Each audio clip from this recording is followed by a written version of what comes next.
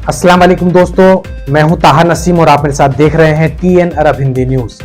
मैं आप लोगों के लिए लेके आया हूं सऊदी अरब से जुड़ी कुछ खास और जरूरी खबरें हमारे सभी गैर मुल्की भाइयों के लिए। आज हमारे पास में अल जुबैल से लेके एक बड़ी खबर आ रही है।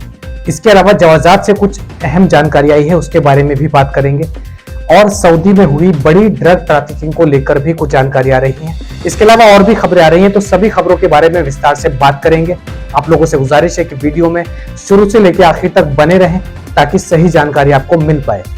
चैनल पर नए हैं तो चैनल को सब्सक्राइब करना ना भूलें। तो चलिए खबरों की शुरुआत करते हैं। पहली जानकारी हमारे पास में आ रही है लेसन वेबसाइट से।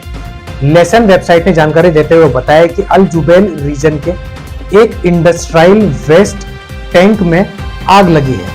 ये तस्वीर आप देख सकते हैं। बताया जा रहा है बहुत भारी मात्रा में यहाँ पर आग लगी, यानी कि अच्छा खासा एरिया इस आग की चपेट में आ चुका था। हालांकि इस पूरे हादसे में किसी को भी जान का नुकसान नहीं हुआ है। उसके अंदर एक वर्कर था जो कि स्लाइटली इंजर्ड हुआ है, जिसको थोड़ी बहुत चोटें आई हैं। सिविल डिफेंस टीम ने वहां पर पहुंचकर आग पर काबू पाया और आसपास के इलाकों की सुरक्षा के लिए जो भी उसमें से धुआं उठ रहा है, एनवायरमेंट के इश्यूज को देखते हुए उसको भी कंट्रोल किया और बताया गया कि किसी भी रेसिडेंट्स को इस धुएं की वजह से, आग लगने की वजह से कोई भी परेशानी नहीं झेलनी पड़ी है। आग को अब अंडर कंट्रोल ले लिया गया है। अगली जानकारी हमारे पास में आ रही है जवाजात की तरफ से। जवाजात के ट्विटर अकाउंट पे एक गैर मुल्की ने सवाल पूछा है। इसने सवाल में यह लिखा है कि मेरा जो इकामा है वह 2019 से एक्सपायर्ड है और अब मैं अपना कफील बदलना चाहता हूं, कंपनी बदलना चाहता हूं, तो क्या ये पॉसिबल है?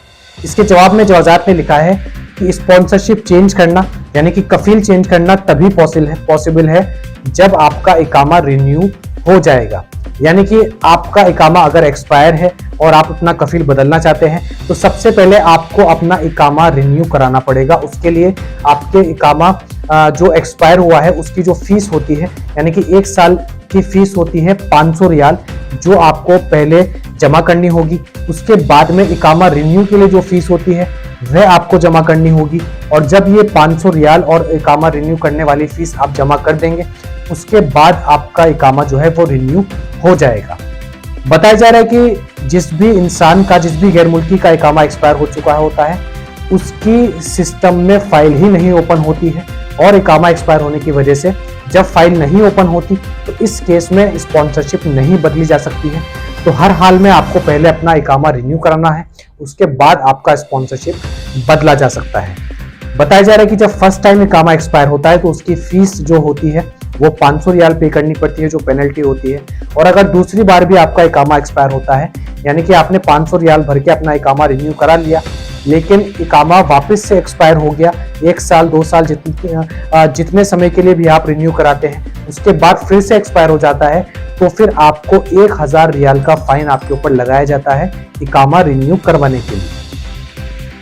तो स्पॉन्सरशिप चेंज करने के लिए एक्सपायर्ड इकामा होने के बावजूद आपको सबसे पहले अपना इकामा रिन्यू कराना है, उसके बाद आपकी कफील, आपका स्पॉन्सरशिप चेंज हो सकता है। अगली खबर हमारे पास में आ रही है लेसन वेबसाइट की तरफ से। कहते हैं कुछ भी सीखने की कोई उम्र नहीं होती और कुछ भी नया करने की कोई उम्र नहीं होती, लेकिन हम लोगों के दिमाग में, दुनिया में जो एक मिथ बैठा हुआ है, जो गलतफहमी बैठी हुई है, वह ये है कि जब उम्र 35 साल, 40 साल, 50 साल हो जाती है तो तब हम लोग सीखना बंद कर देते हैं और हमें लगता है कि अब हमारी उम्र हो गई तो हम सही से कुरान पढ़ना नहीं सीख सकते, दुनियावी तालीम हम नहीं हासिल कर सकते। इसकी केवल एक एज होती है जिसके बाद ये हम नहीं सीख सकते। तो इसको गलत प्रूफ करते हुए मक्का कमिस्ट्रेट के अल अवादिया रीजन में एक अडल्ट स्कूल के अंदर 2 सीनियर सिटीजन जो कि बाप और बेटे का रिलेशन रखते हैं, उन दोनों ने अडल्ट स्कूल में एडमिशन लिया। बताया जा रहा है कि दोनों ने कहा कि हम लोगों की जो सूरह फातिहा है वह हमें सही से पढ़नी नहीं आती थी, तो उसको सीखने के लिए हम इस अडल्ट स्कूल में गए और जहां पे जाने के बाद हमें मालूम हुआ कि यहाँ पर कुरान के साथ साथ और भी चीजें पढ़ाई लिखाई के मुतालिक यहाँ पर सिखाई जाती है। तो इन्होंने और भी चीजें सीखने के लिए अडल्ट स्कूल में एडमिशन लिया, जिसके साथ साथ ये हाइजीन और एग्रीकल्चर डिपार्टमेंट में भी इंटरेस्ट दिखाते हुए उसकी भी तालीम हासिल कर रहे हैं।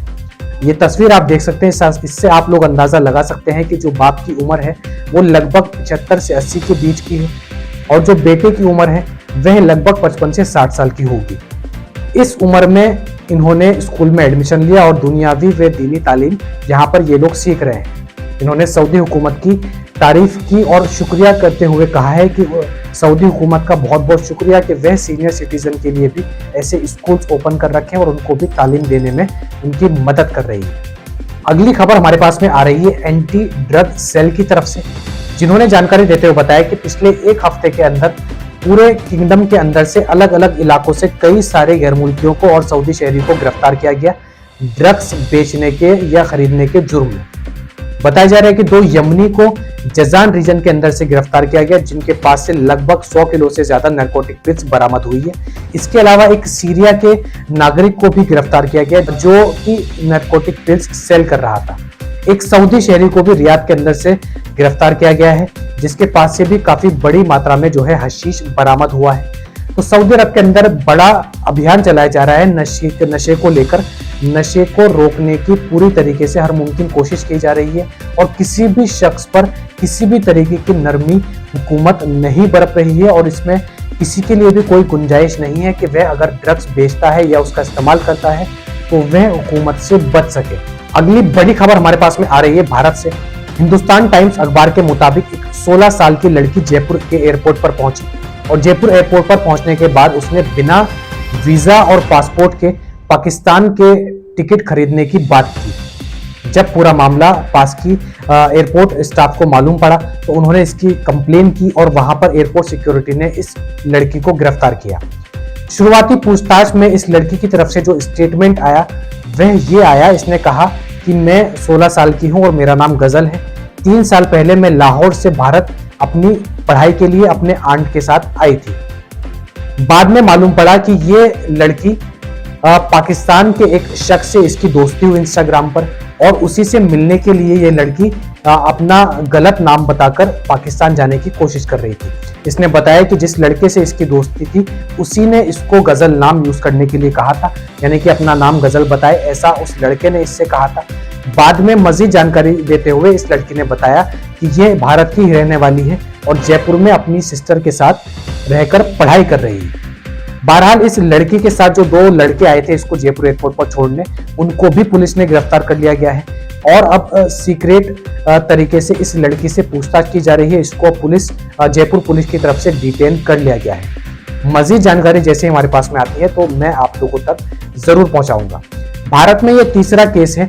पहले 2 केस ऐसे हो चुके हैं जिसमें एक अंजू नाम की लड़की ने पाकिस्तान जाकर वहां के एक शख्स से शादी की और सीमा हैदर ने पाकिस्तान से आकर अपने 4 बच्चों के साथ नेपाल बॉर्डर से भारत में एंट्री की और यहाँ पर पबजी में जो उसको दोस्त मिला था उससे आकर शादी की और भारत में आने के बाद हिंदू धर्म को भी अपनाया और यहाँ पर इंडिया की हुकूमत से उसको सिटीजनशिप देने की भी बात कही। तो ये तीसरा मामला देखने को मिल रहा है जिसमें इंडिया पाकिस्तान की स्टोरी, एक नई स्टोरी जो है हमारे सामने निकल कर आ रही है। तो ये थी आज की कुछ खास और जरूरी खबरें सऊदी अरब से जुड़ी हुई। ऐसी ही खबरें मैं आप लोगों तक डेली पहुंचाता हूं। इसके अलावा कोई भी नया कानून आता है सऊदी अरब के अंदर वर्करों को लेकर, उसकी अपडेट भी मैं आप लोगों तक देता हूं। आपके मन में कोई भी सवाल आता है गैर मुल्की वर्करों के नियम के मुताबिक तो आप हमसे कमेंट बॉक्स में लिखकर अपना सवाल पूछ सकते हैं। वो चाहे नकल कफाला हो, कफील हो, पासपोर्ट हो, वीजा हो, छुट्टी हो, हम आपके सवाल का सही जवाब देने की पूरी कोशिश करेंगे। मैं ताहा नसीम अब आपसे इजाजत चाहता हूं। वीडियो पसंद आई हो तो वीडियो को लाइक करना ना भूलें और चैनल को सब्सक्राइब भी कर दें। इंशाल्लाह कल आपसे फिर मुलाकात होगी मजीद खबरों के साथ। तब तक अपना ख्याल रखें।